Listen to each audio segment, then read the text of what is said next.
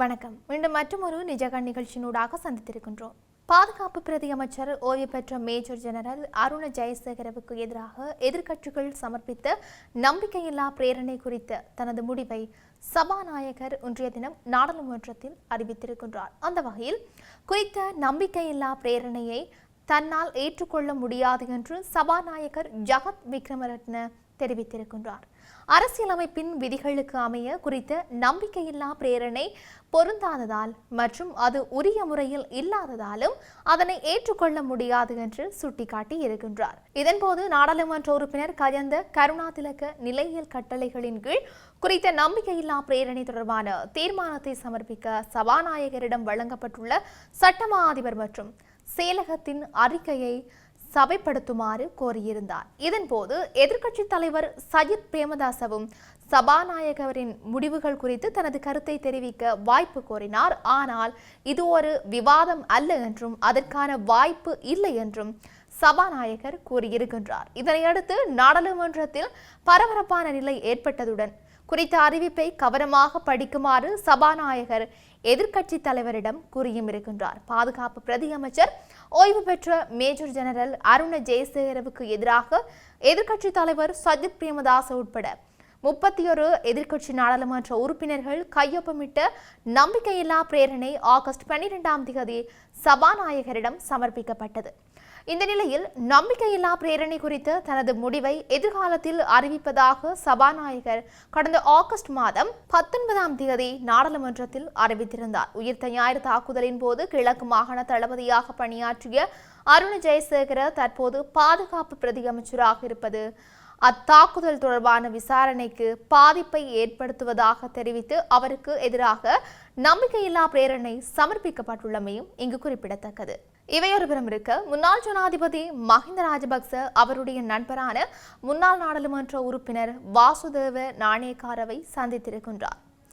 இந்த சந்திப்பு தொடர்பில் மஹிந்த ராஜபக்ச தனது முகப்புத்தகத்தில் பதிவொன்றையும் வெளியிட்டிருக்கின்றார்.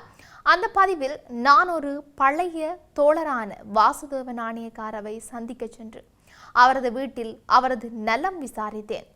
வாசுதேவ நாணயக்காரவும் நானும் பல யுகங்களாக அரசியலில் ஒன்றாக இருக்கின்றோம்.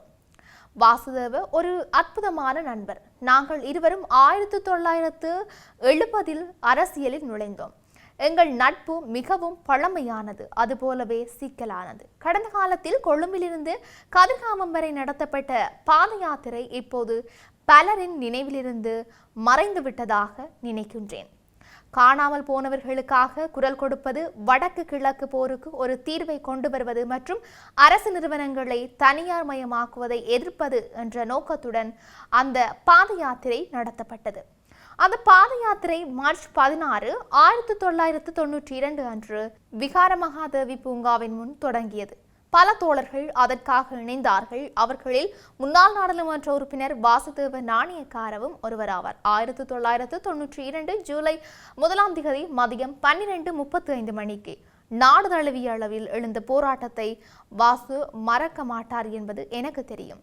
பயங்கரவாத காலத்தில் இலங்கையில் இளைஞர்கள் மற்றும் பெண்கள் காணாமல் போனதற்கு எதிராகவும் காணாமல் போனவர்களின் மனித உரிமைகளுக்காகவும் நான் குரல் எழுப்பிய போது வாசுவும் என்னுடன் இருந்தார். அந்த நிகழ்வுகள் பல ஆண்டுகளுக்கு முன்பு நடந்தவை. அந்த நிகழ்வுகள் இலங்கை மக்கள் சார்பு அரசியலின் அடையாளங்கள். எங்கள் அரசியல் கருத்துக்கள் எதுவாக இருந்தாலும் நாங்கள் இருவரும் எப்போதும் மக்களுக்காக போராடினோம். அன்புள்ள வாசு, நீங்கள் நல்ல ஆரோக்கியத்தை பெற வேண்டும் என்று பிரார்த்திக்கின்றேன் என்றும் அவர் பதிவிட்டிருந்தார்.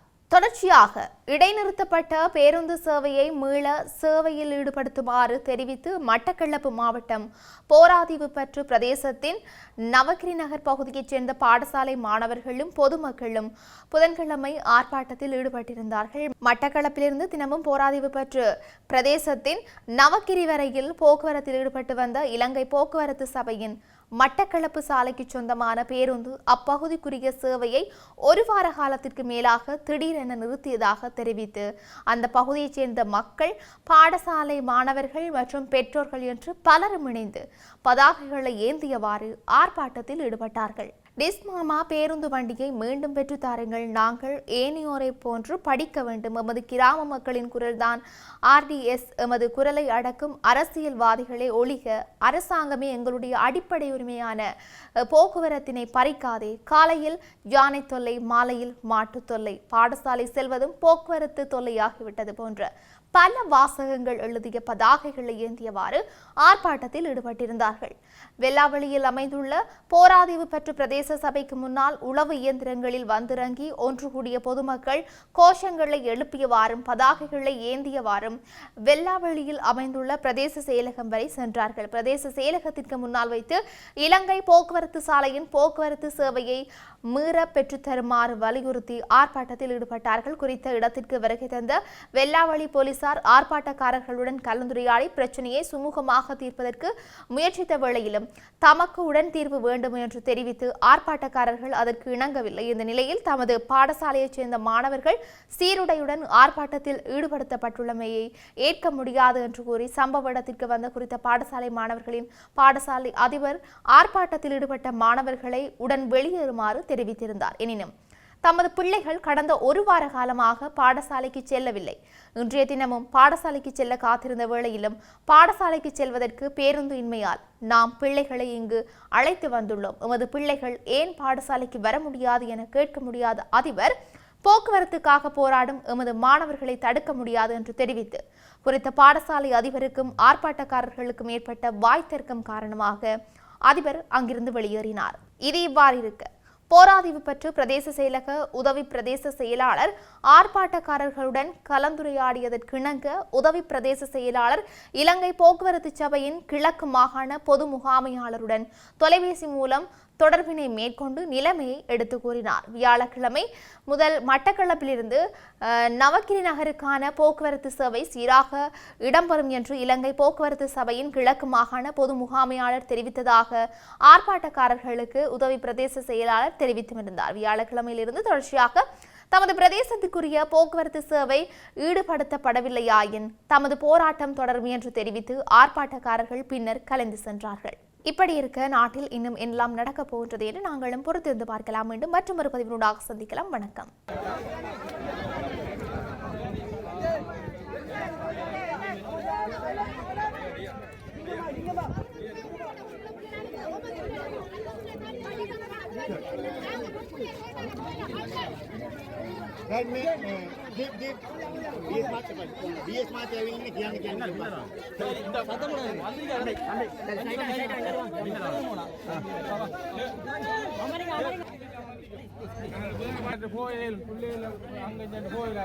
உங்களை நம்பி அதிகம் நீங்க எப்படி இந்த வேலையை மறைச்சு பிடிச்சிட்டு காய்க்கிறது எங்களுக்கு எங்களை நீங்க நம்பிக்கை இல்லாம இதோடு எங்களுக்கு என்னதுக்கு பயப்படுற என்ன பிரச்சனை எடுப்பாங்க பிரிச்சுடுங்க. நாங்கள் உங்களை நம்பி தான் மன்னிக்க கொஞ்சம் என்ன மச்சான் வாங்க சார். நாங்கள் உங்களோட சகோதரம் அவங்க நேற்று அமர்த்தி வச்சேன். என்ன பிரச்சனை இல்லை சார். எங்களோட பாடசாலை 38 பாடசாலை 38 கிராமத்தில் அமைதியாக ஒரு அனுபவம் கொடுத்து போக சம்பந்தம் நாங்கள் அது சின்ன ஆவேசம் ஆகிட்டு. ஏன்னா நிறைய மீட்டிங்கில் கழிச்சு நிறைய சம்பந்தப்பட்ட அதிகாரியில் கழிச்சு இது வரைக்கும் அந்த பஸ் இல்லை சார். நேற்று நாங்கள் இன்றைக்கு ஆர்ப்பாட்டம் நடத்த போகிறோம் மட்டும் தெரிஞ்சு இன்றைக்கு காலையில் பஸ் போகுது. ஒரு நியாயம் இதை சொல்லுங்க சார். என்னடா எவ்வளோ மீட்டிங்கில் எவ்வளோ எல்லாம் கழிச்சிட்டோம், அதுக்கான தீர்வு கிடைக்கல சார். இன்றைக்கு உங்களை தேடி வந்திக்கும். இது ஒரு தாக்கம் தான், இது எல்லாருக்கும் தாக்கம். பிள்ளைகள் பள்ளிக்கு போகல, பிள்ளைகள் வந்திக்கு. அப்போ சிலராக இருக்காங்க இன்றைக்கு பள்ளி நாளில் பிள்ளைகள் நேற்றும் பள்ளி நாள் தான் பஸ் வரல. இன்றைக்கு ஆர்ப்பாட்டம் செய்ய போகிறோம் தெரிஞ்சு தான் பஸ் வந்தது. நீங்கள் ஒரு நியாயமான ஒரு முடிவெடுக்கணும், அது எங்களுக்கு திட்டவட்டமான தீர்வாரிக்கணும். இன்றைக்கு இல்லாட்டி நாங்கள் இடத்த விட்டு போக போகிறோம்ல. இன்றைக்கு இந்த வசி பிரச்சனைக்கு ஒரு தீர்வு நீங்கள் காண்டு வரணும். உங்களை தான் நம்பி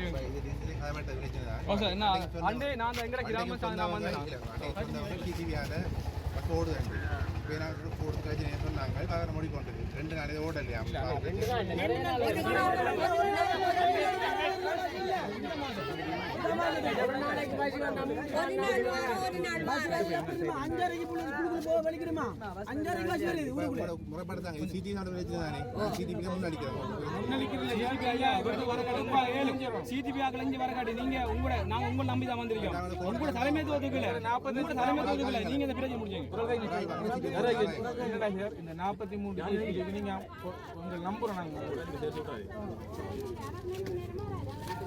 பொறாம எடுக்காதீங்க. நடவடிக்கை தானே நீர் கொண்டு வரணும்.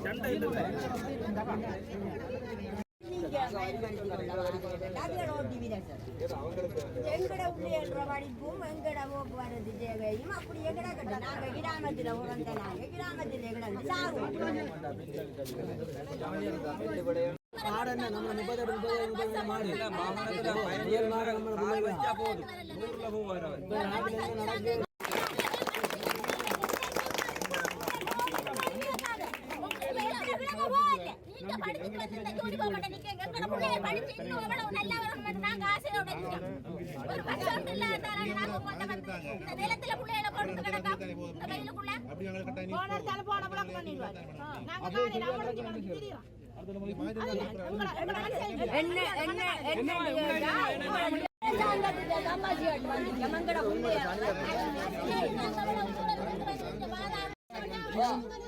நாங்க வர எம்பி மாதிரி